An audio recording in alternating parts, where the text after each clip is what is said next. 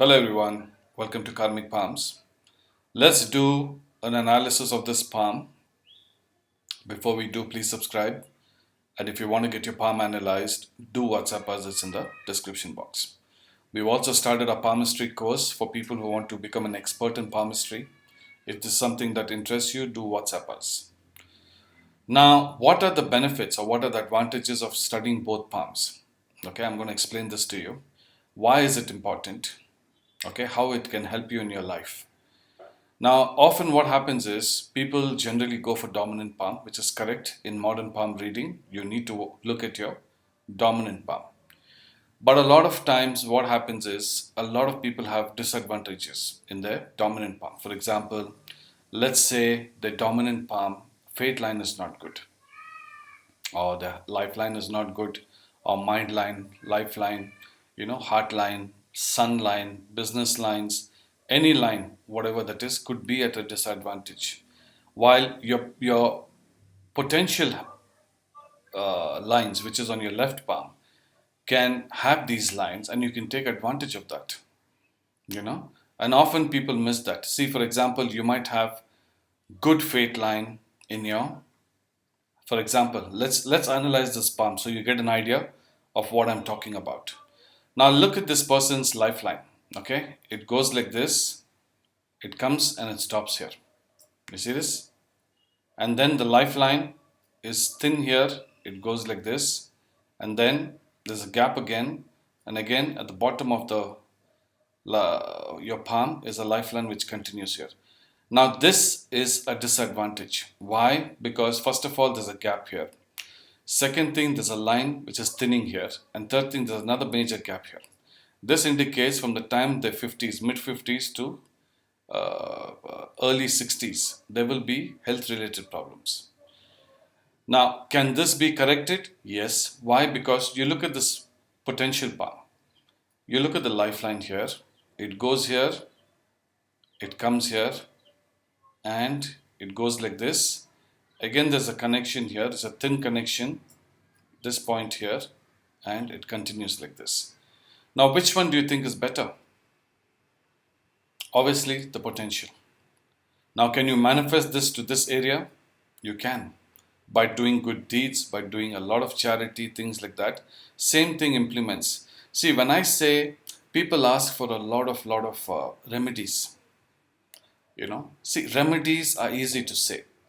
Okay, for example, wear these kind of clothes on this day, wear this ring, go to this temple, fast for so many weeks, don't touch non-veg, light up a diya, light up a candle, things like that. There are many, many, many remedies. You can put a lemon under your thing, you can put a garlic under your bed, things like that will come.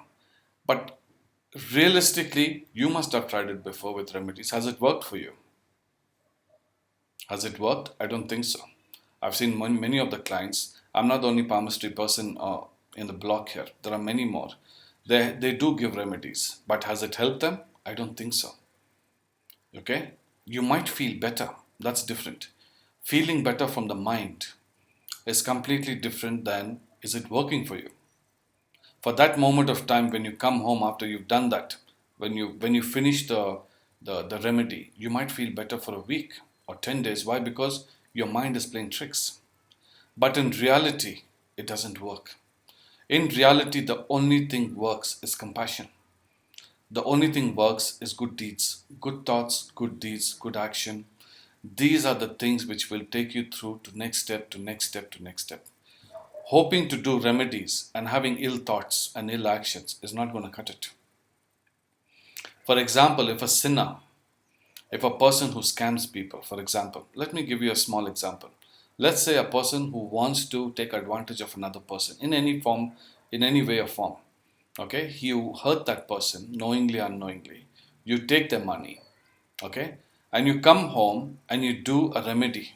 For example, you light up a diya in front of a god asking for forgiveness. You think it's going to work, or having an ill thought about somebody, and just by going to a temple or church or mosque or a monastery, you think the bad karma is gone? I don't think so. Why is it not gone? Because you have these ill thoughts in you. You have these ill thoughts, you have these negative deeds, negative actions that you do. Just because you light and pray in front of God and you hope for, things will get better, it will not. The karmic effect will take place. Okay, just by praying in that way, if prayers work. Okay, I'm not against praying or anything, guys. Okay, please keep this in mind. I'm nothing against anybody's religion. This is not about religion at all. This is about science. I'm trying to tell you. Okay, so what happens is, for example, let's say a pharmacy guy, when he opens his shop. Okay, it might not happen in foreign countries, but let's take it in India.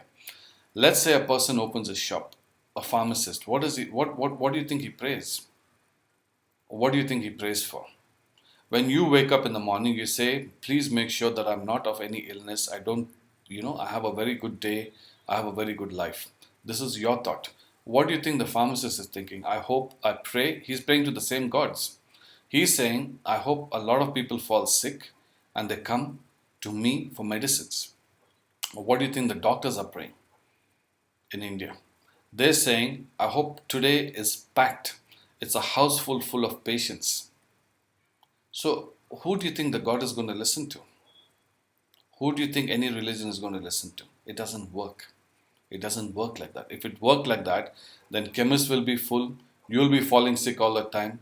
The doctors will be minting money there because it's packed house full. It is, it's house full there. Then the person who's sitting in the graveyard who's praying to the God by saying, I want good collection today. I want more bodies today. Am I right? Does it make sense, guys? I hope it does. Okay, let's get back to the topic. Now, look at this person's fate line. Okay, the fate line starts from the Ketu Mount, which means he has a very early run, early start, but it comes to this point here. You see this? Then it comes to this here, and then there's a small line here. And if you see, there's tons of cuts here. You see that? While here, it starts from the same point here, it goes up. You see, there is the connectivity here. If you see here, there is a thin line, but it's connected. And it goes all the way. And here, if you see, there are multiple lines going up like this. You see this? Now, which one do you think is better? The potential or the current? The potential. Okay? Also, the heart line is much clearer. If you see here, there's too much disturbances here. Also, if you see here, this is much better here. Okay? And this is also the heart line, the mind line is also much better here compared to this. What I'm trying to tell you here, guys, is basically when your potential is there, is good. It's not just good for you to study your current palm, because your current palm might be bad, while your potential palm might be good. So this is why you take advantage of these lines into your current life. This is when you will be able to take. In dominant palm, what you're doing is you're only listening to one side of the story.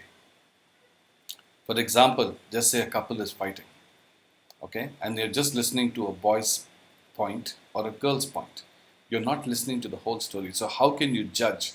How can you predict your future by just looking at your dominant palm? You're just listening to one side of the story, which is not recommended. Okay, I suggest that you go through both your palms. That way what happens is it's much clearer for you. So you understand that, okay, in this area, my fate line is weak, but if I do a lot of things, positive things, this line will get activated and I will have the benefits here. You can see a lot of people's dominant palm, which is bad or good, but they do badly, or it's bad and they do good. Why? Because they channelize those positive lines from one of these palms, from the dominant palm and your potential palm. They take advantage of that. So it's always good to get both things checked. When you do, it's always good. Why? Because you can take advantage of those lines. For example, let's say this sun line here is distorted. But let's say this person had a fish here. Or let's say the fate line had a trident. Or the Rahu line had a triangle. Or the business line had a star. But you don't have that in your dominant palm. But you can take advantage of this. You can bring it to your current life and use it by doing good deeds. Otherwise, what will happen is you will just keep suffering here without knowing the potential of it, or without understanding this line is good, this line is bad, this line is better, this line is not very good. Okay?